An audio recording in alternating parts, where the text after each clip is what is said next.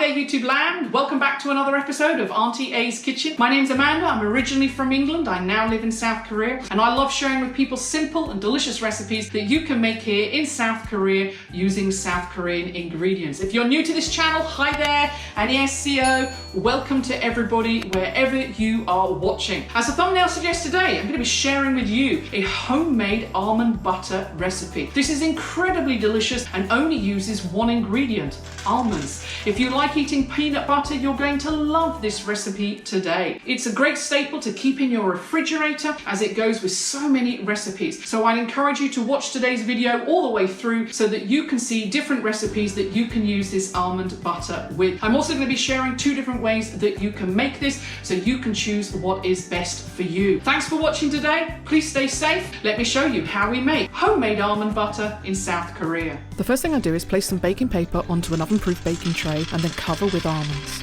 One of the great things about this recipe, there's no measuring out. I will be making a large jar full of almond butter, so I fill the baking tray with almonds. If you would like to make a smaller amount, then use less. Flatten them out so that they will cook evenly and then place them into your preheated oven for 10 minutes. After 10 minutes, get them out of your oven and allow them to cool down. As you can see here, some of the almonds have some colour. I take them off the tray and place them into a bowl and then onto a board to cool down completely. There are 2 different ways of making a nut butter. You can either roast your almonds before, as we are doing, and this helps to release the natural oils which will make your almond butter darker and also have a more intense flavour, or the second way by not roasting and just using raw almonds.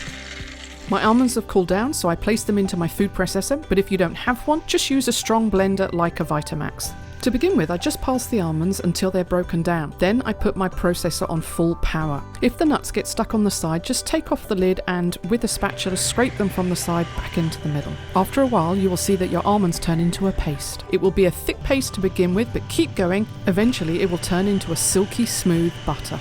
Once I think I'm there, I remove the lid and check the consistency. I know from the texture that I can get it even smoother, so I put the lid back on for one final mix.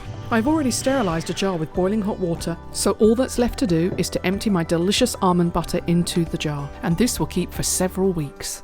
You don't have to use almonds, you could use any variety of nuts and seeds that you have available. Just have fun experimenting with different flavour combinations.